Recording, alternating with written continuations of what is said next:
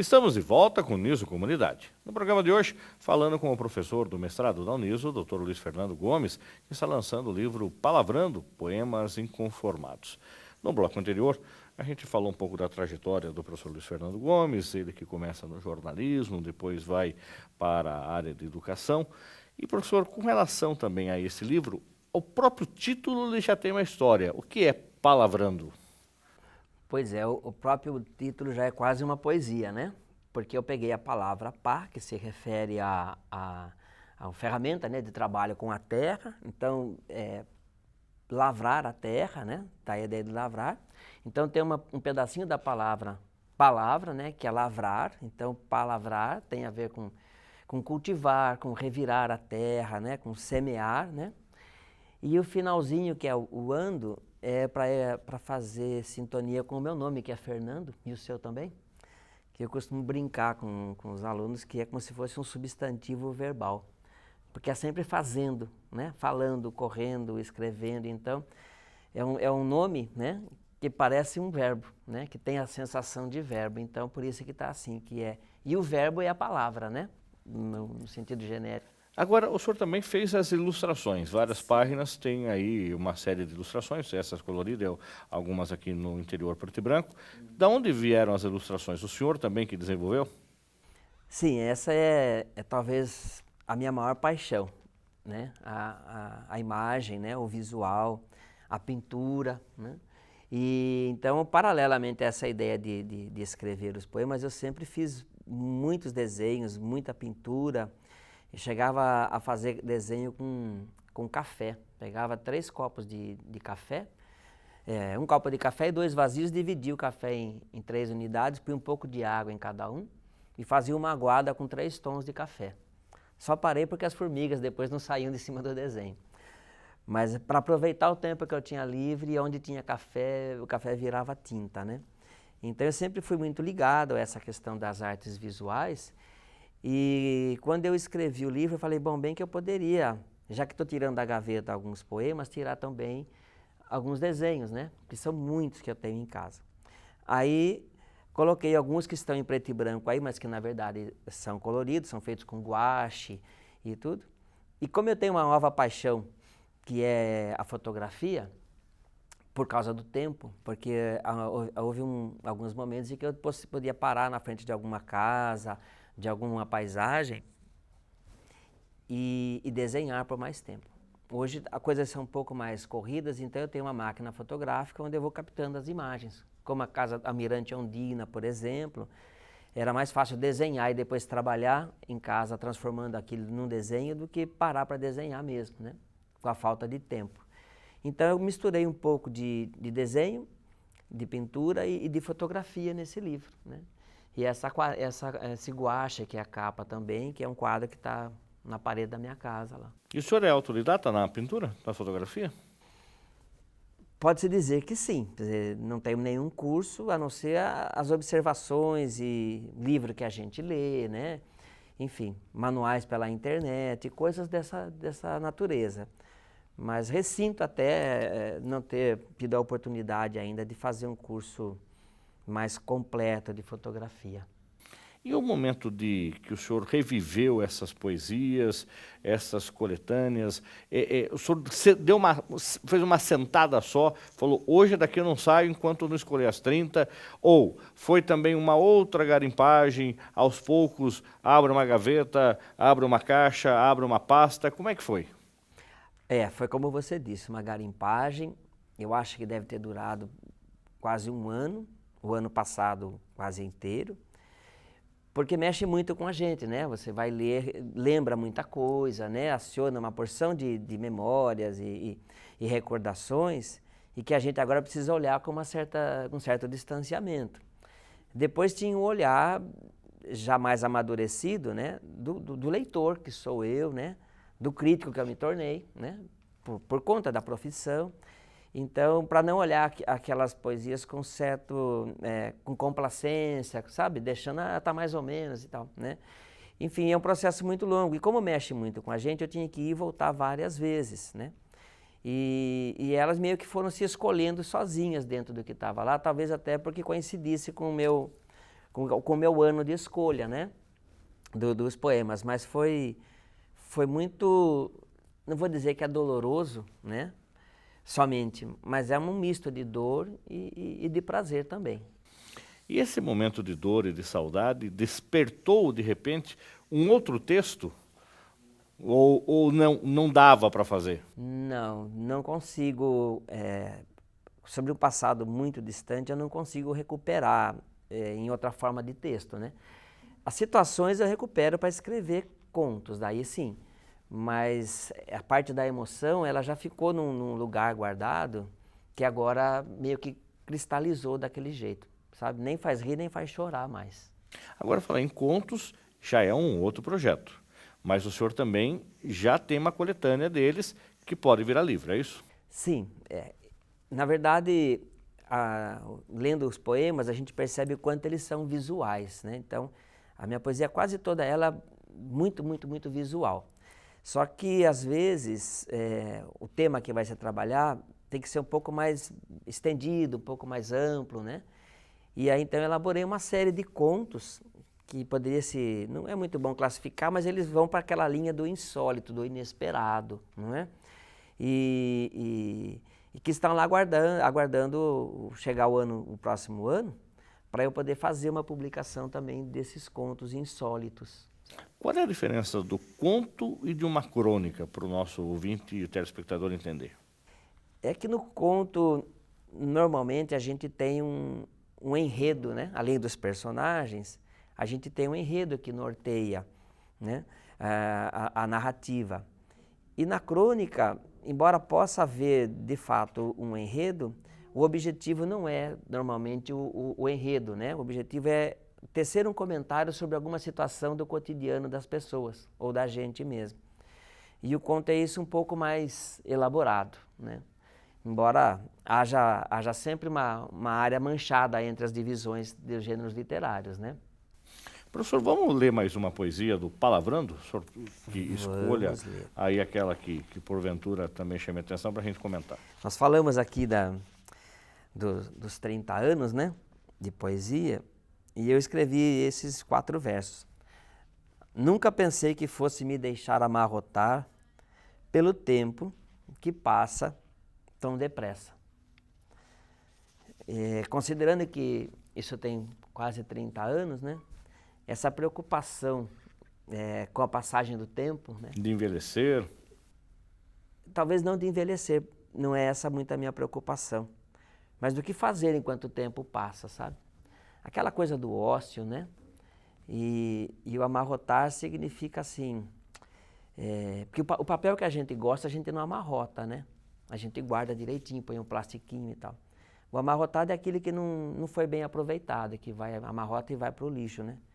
E aí esse amarrotar é que me incomoda. Aproveitar o tempo da melhor forma possível, fazendo o melhor possível sempre, né? Só que de vez em quando bate uma sensação de que não é isso que está acontecendo. Então a gente se sente um papel amarrotado. Como é que dá para dar uma dica para quem está nos acompanhando? Como escrever uma poesia? Como é que funciona a liberdade poética? Até que ponto dá para a gente ter uma autonomia na escrita e do eu faço desse jeito porque é meu? Mas existe uma técnica e uma estética. A técnica e a estética são os 2 grandes problemas de qualquer pessoa que vá se enveredar pelo mundo das palavras, né? Que é uma mata de cipó. Cada um corta os seus e vai achando um caminho. Então não existe assim uma fórmula, mas assim do meu ponto de vista, quer dizer, para mim eu sei que quanto mais eu leio, né, mais elementos eu tenho para me entender, porque como eu estava dizendo, ler algum livro é ler a gente mesmo, então eu consigo me entender melhor e consigo mais ou menos me aproximar das realidades das outras pessoas, em outras épocas, em outros continentes e tudo. Isso dá uma certa clareza, uma certa sensação de entendimento ou de clareza, que torna mais fácil depois a gente se expressar. Quando a gente está muito confuso, é difícil se expressar. Quando a gente tem uma certa clareza, fica mais fácil fazer versos curtos, dizer muito com poucas palavras. Então eu acho que vem dessa reflexão.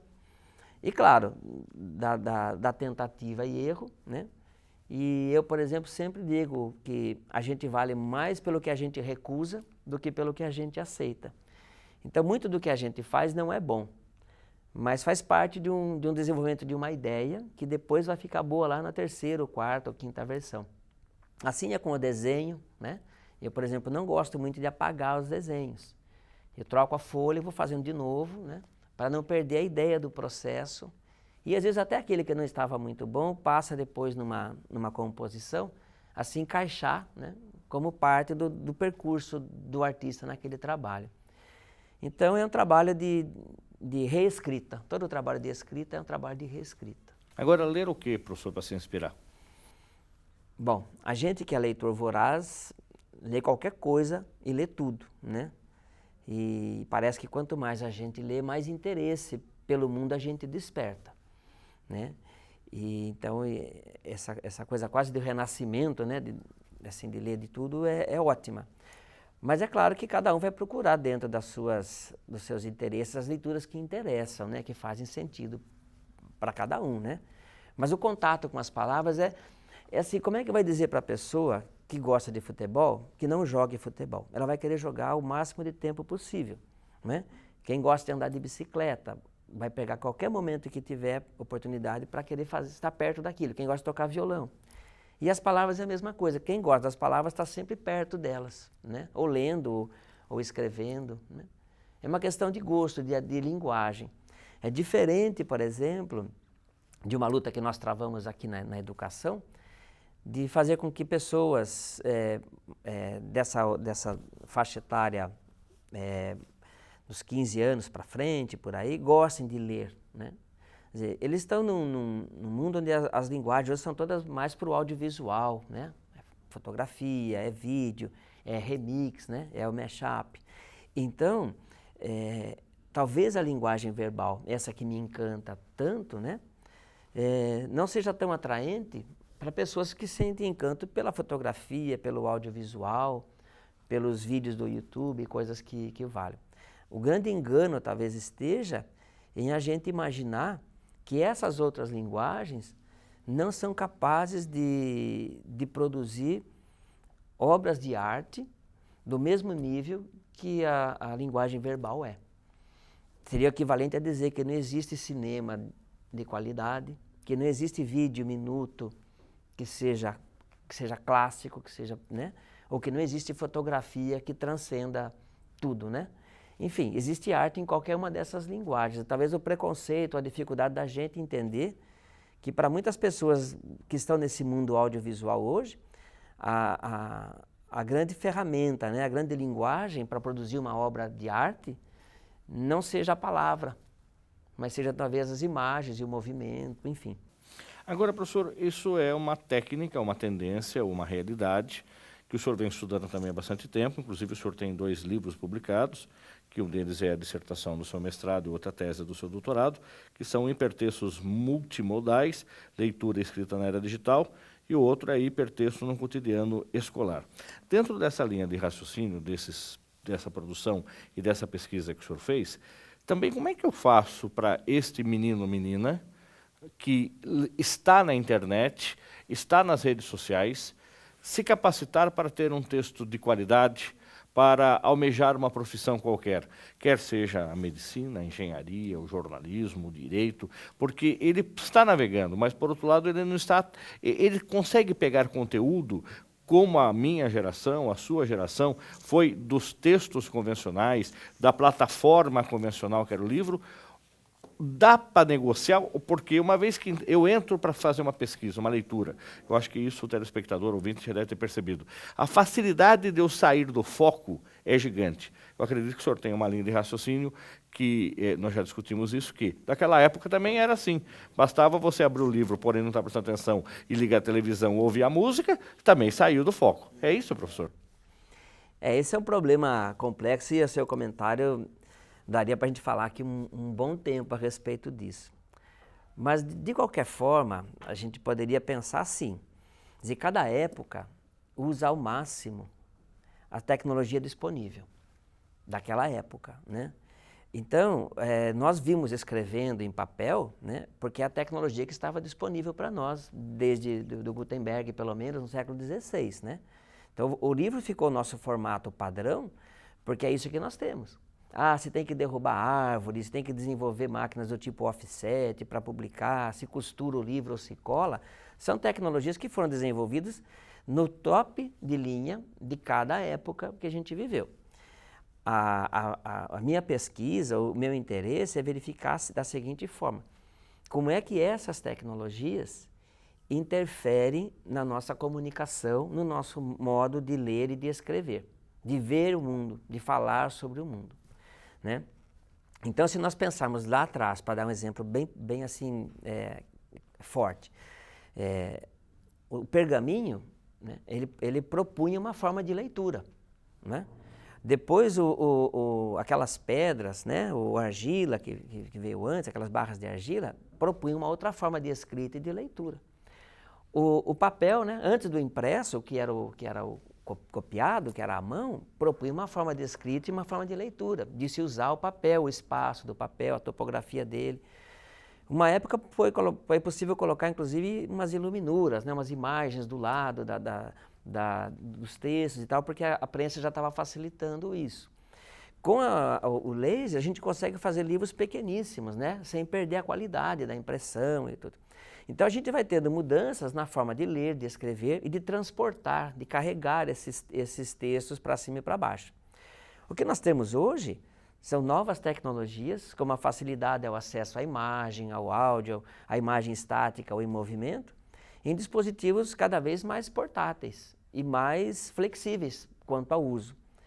Então, se vale a regra de usar o máximo usar a tecnologia que está no top de linha na cada geração, é mais natural que a gente espere que as pessoas façam uso de toda essa tecnologia disponível, não é?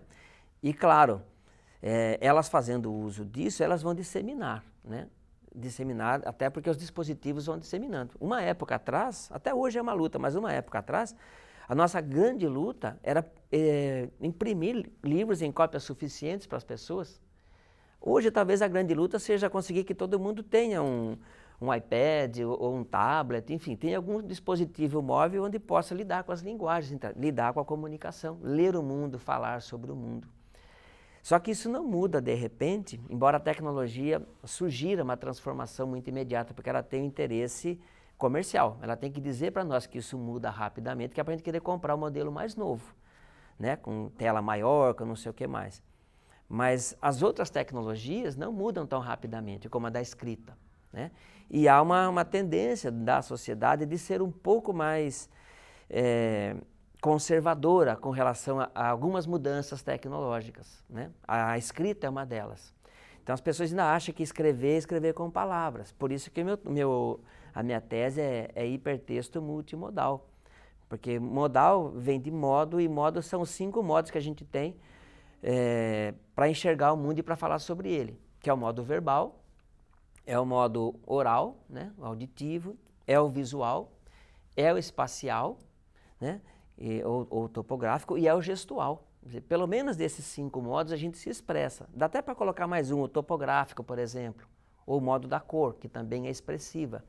Então, o que nós vimos fazendo na escola até agora, e a sociedade meio que repercute e conserva isso, focalizando o texto como modo verbal.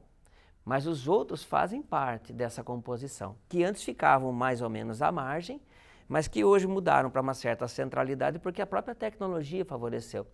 Como é que eu poderia, no século XVI, quando acabaram de inventar a prensa de tipos móveis, fazer um texto com imagem logo de cara? Não dava, né? Hoje é possível. Então, o que nós fazemos hoje é alargar esses horizontes das linguagens. O descompasso está em que a tecnologia é muito voraz, a escola reage muito lentamente a isso, e nós, os usuários, né, se for pensar em usuário, ficamos no meio do caminho. Compramos dispositivos caros, cheios de potencialidade, mas não temos educação suficiente, né, educação no sentido escolar, né, de lidar com essas linguagens. E há um descompasso de todas as formas, né. Posso contar um caso que aconteceu aqui? Tem um caso exemplar aqui nas nossas atividades com educação à distância, quando uma aluna recém-ingressa aqui no nosso curso de Direito, havia uma disciplina de língua portuguesa feita na modalidade semipresencial. E ela mandou uma carta imensa para mim, né, como coordenador da educação à distância, queixando-se que o pai e o tio dela haviam feito Direito, nunca precisaram usar o computador, que estavam muito bem com a máquina de escrever, e que se ela soubesse que nós iríamos colocar algum tipo de atividade que envolvesse tecnologia, né, ela não teria feito o vestibular aqui. Ou seja, ela estava inconformada de o tempo passar e a gente usava novas tecnologias, né? Mas aí nós fomos conversando e foi dando tempo ao tempo e o coordenador auxiliou. Ao final do curso, quer dizer, antes de terminar o curso, ela já tinha montado um blog, já estava escrevendo os artigos dela sobre as questões relativas ao curso Direito, e navegando muito bem nesse outro mundo de tecnologia. Então, talvez seja esse um caso emblemático. A escola demora um pouco para reagir com relação a como ensinar a usar a tecnologia, e as pessoas também, como não têm essa cultura, porque ela está vindo agora, demoram também um pouco a aceitar. Mas quase ninguém recusa, pelo menos dessa geração mais jovem, as tecnologias de ponta. Nós vamos a um rápido intervalo, voltamos já já com o professor Dr. Luiz Fernando Gomes, falando de literatura, de tecnologia e do livro Palavrando. Voltamos já.